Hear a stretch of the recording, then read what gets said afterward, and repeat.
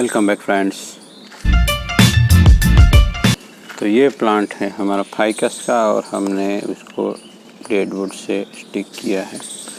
और ये देखिए, ये जो है वुड वो टीक वुड का है, यानी वो यहाँ से अच्छा माना जाता है और टिकता भी अच्छा है। उसमें कोई जम्प्स नहीं लगते, केवल टर्माइट की वजह से कभी कभी वो ख़राब हो सकता है, पर उसके सिवाय उसमें कुछ लगता नहीं, होल वगैरह नहीं बनते। मैंने कोई ट्रीटमेंट नहीं किया, ये दीमक की वजह से ही इस तरह का कार्विंग हुआ है। तो दीमक के सिवाय इस प्लांट को कोई नहीं खा सकता मेरे ख्याल से। तो ये, और अगर ये सड़ भी जाता है तो प्लांट इस तरह से मैंने डिज़ाइन किया हुआ है अंदर से कि वो बाद में अगर रूट बड़ी हो जाती है और ये डेडवुड गायब हो जाते हैं तो भी कोई दिक्कत नहीं, एक प्लांट की शक्ल में ये नज़र आएगा। तो अब उसका हमने ट्रिमिंग कर दिया था, तो यहाँ से दूसरे निकल आए हैं और नीचे वाले पत्ते में एज यूजुअल नहीं निकलते। ऊपर से 3 या 2 ब्रांच निकलते हैं, यहाँ 2 ब्रांच निकली, यहाँ 2 ब्रांच निकली है। तो आज हम कुछ वायरिंग करेंगे, तो वायरिंग के कुछ डाउट्स होते हैं वो क्लियर करते हैं आज। बट यहाँ 3 ब्रांचें हैं, उसमें से 2 ही ब्रांच रहेगी। ये थंब रूल बनाने लेना है दोस्तों, और उसके नीचे जो पुराने वाले जो लीफ थे वो 2 हटा दिए हैं। अभी हम वायरिंग करने वाले हैं तो हम हटा रहे हैं लीफ, एक तरह से डिफ्लेशन हो जाएगा, बट टॉप पे 1-2 पत्ते रखेंगे जिससे प्लांट शॉक में ना जाए। ये अनवांटेड ब्रांच, तो पहले सीखना होता है अनवांटेड ब्रांचों को निकालना।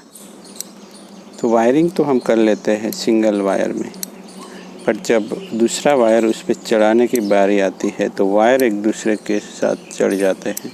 तो दूसरा वायर कैसे प्लांट करें वो हम देखने वाले हैं आज इजी मेथड से, यानी उसमें कोई कन्फ्यूज़न मेरे ख्याल से नहीं रह जाना चाहिए। अगर रहता है तो आप लोग कमेंट कीजिए, मैं दूर करने की कोशिश करूँगा। तो हम स्टार्ट कर रहे हैं इस ब्रांच के साथ। तो सबसे पहली बात होती है वायर को अटकाना। ज़मीन से लगा प्लांट है तो ज़मीन से अटका सकते हैं। ये डेडवुड के साथ है तो यहाँ पहले भी एक वायर अटका हुआ है, तो मैं वहीं अटका देता हूँ। वायर को सही तरह से अटकाना, ये अटक जाता है, फिर हम जो पहले जो वायरिंग किया हुआ है उसको फॉलो करना है। उसकी जो सीरीज़ है 45 डिग्री वाली, उसी के साथ हमें आगे जाना है।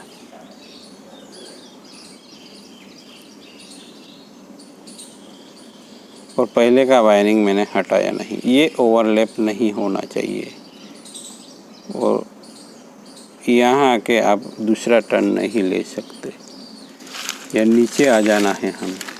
देखिए यहाँ गए हम, फिर यहाँ नीचे से आते हैं तो यहाँ ब्रांच खुल जाती है, यानी ब्रांच जिस सेगमेंट में है वहीं आके हमें, ब्रांच जिस सेगमेंट में है यानी इस पार्ट में, वहीं आके हमें ब्रांच पे वायर चढ़ा देना है। नीचे से या ऊपर से ले सकते हैं, डिपेंड करता है आप ब्रांच को कैसे, ऐसे मोड़ने वाले हैं तो हम ऐसे करेंगे, और उधर मोड़ने वाले होते हैं एंटी क्लॉकवाइज तो हम एंटी क्लॉकवाइज वायर को लपेट सकते हैं और हमें आगे चले आना है।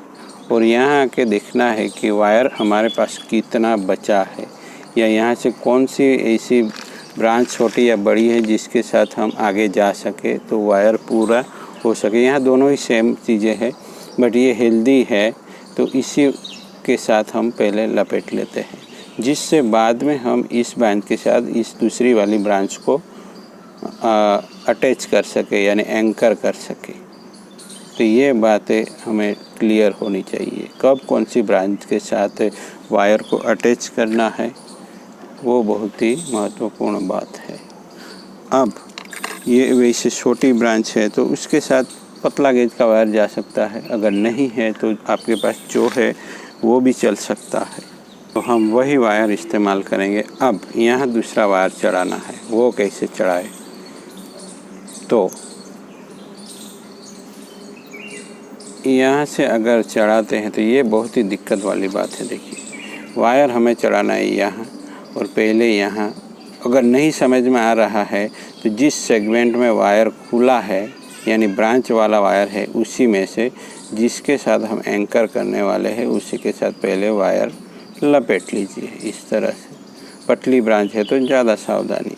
अब इस वायर को हम नीचे से नहीं ले सकते, यानी ऊपर से ही ले लेंगे। इस तरह से यहाँ से सीधा हमें चढ़ाना होगा। पीछे से टर्न लेकर अगर चढ़ाते हैं तो ये वायर ओवरलैप हो जाएगा, तो यहाँ कन्फ्यूजन हो जाता है। अगर पतली ब्रांच है तो कोई दिक्कत नहीं आएगी, मोटी ब्रांच है तो भी हो सकता है। याद रखना है वायर को ओवरलैप नहीं करना है। यहाँ सब गलती कर देते हैं, इस वायर को नीचे से ही लेंगे, यहाँ ऐसा नहीं करना है। भले ही यहाँ वायर खुला सा लग रहा है, बट ये कब फ़ायदेमंद होगा, हमें ब्रांच को इस तरह से थोड़ा घुमाना है, तब ये वायर के साथ ये बैठ जाएगा। और ये करते वक्त यहाँ ये ब्रांच ओपन ना हो जाए, उसका भी ध्यान रखना होगा। और फिर हम वायर को इस तरह से कुछ न कुछ डायरेक्शन दे सकते हैं, और किसके हिसाब से, इंटरनोड के हिसाब से। यह इंटरनोड को बाहर रखना है। अगर ज़्यादा खुल भी गई है ये ब्रांच तो उसको दबा दे थोड़ी, तो वो फिर से फ्यूज़ हो जाएगी। तो इसी तरह से हमें वायरिंग को कंटिन्यू करना है। इस तरह से हम मूवमेंट या वेव फॉर्म में प्लांट को, की ब्रांच को हम इस तरह से दिशा दे सकते हैं। तो ये सब क्लियर करना है हम। अब यहाँ देखिए, यहाँ हमें वायर चढ़ाना है। ये सेगमेंट खुला है और ये ब्रांच हमें अनवांटेड लग रही है क्योंकि ये बीच में से है। तो यहाँ हमें कन्फ्यूज़न होता है कि वायर को कहाँ से लपेटे, तो यहाँ भी हमें कन्फ्यूज़न रहेगा। तो पहले तो यही करना है कि उसके पहले जो वायर, हम इस बार ब्रांच को इस मोटी ब्रांच के साथ एंकर कर, किस तरह से देखिए, थोड़ा सा ज़्यादा वायर ले लेना है और हमें पहले से ही इस मोटी ब्रांच के साथ लपेट लेना है वायर को। और कहाँ आना है, जहाँ ब्रांच है, जिस सेगमेंट में ब्रांच है वहाँ आना है।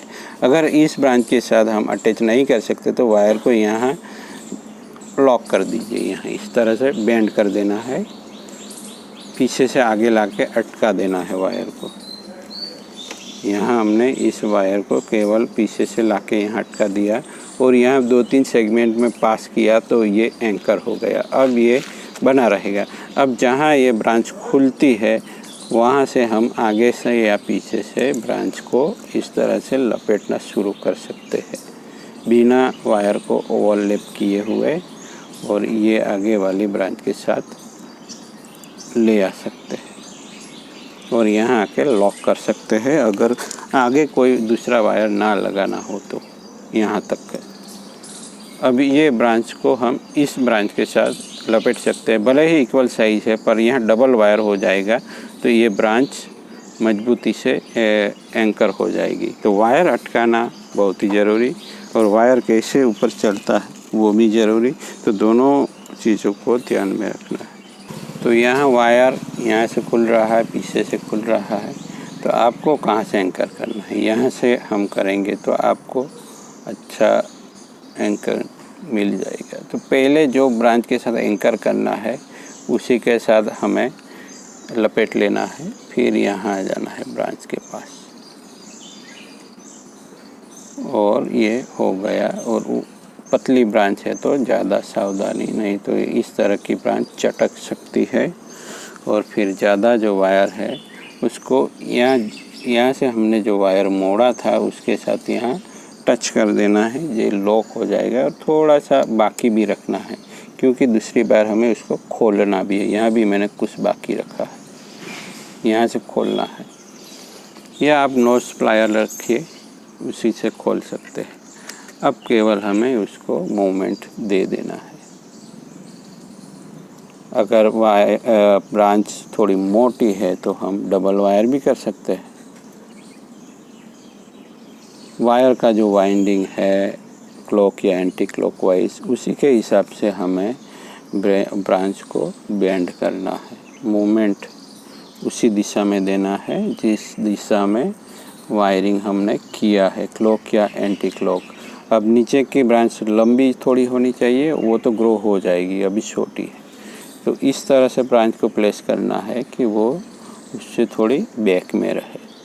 जिससे यहाँ ऊपर से आने वाली सनरेज नीचे भी की ब्रांच में भी मिले और ऊपर की ब्रांच को भी मिले। अब ये ब्रांच तो हमें निकाल ही देनी होगी, ये ब्रांच पीछे वाली है वो चलेगी, पर ये अनवांटेड जगह पे है, उसको निकाल दे। अब चलते हैं टॉप ब्रांच पे।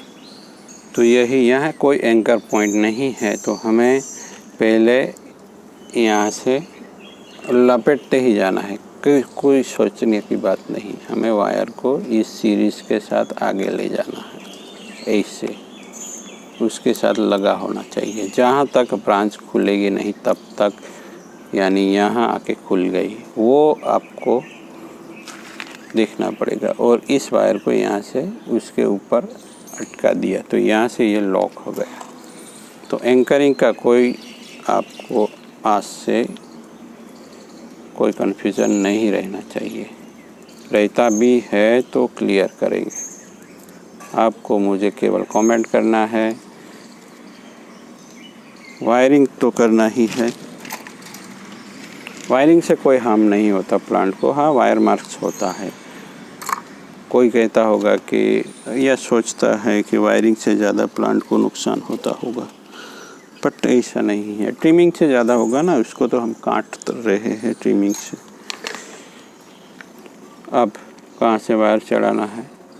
यहाँ से पहले जो पहली वाली ब्रांच होती है उसी पे ही वायर लगा लें, जिसके साथ हम ब्रांच को एंकर करने वाले हैं।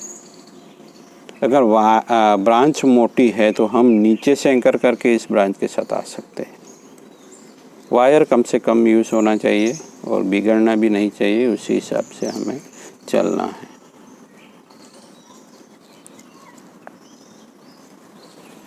तो ये पतली ब्रांच है तो सिंगल वायर, मोटी ब्रांच होती तो हम डबल वायर लेते यहीं से एंकरिंग करके।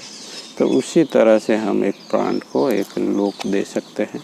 उसको हम एक पैक्स की तरह भी ऊपर ले जा सकते हैं, इस तरह से ऊपर की ब्रांच को, और उसको यहाँ प्लेस कर देते हैं। शुरुआत में डिज़ाइन थोड़ी अलग लग सकती है आप लोगों को। ये डेड हो गया है यहाँ से, तो उसको भी हम निकाल देंगे।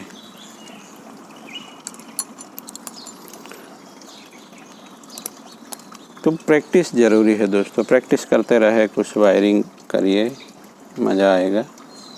तो इस तरह से प्लांट शेप में आता है।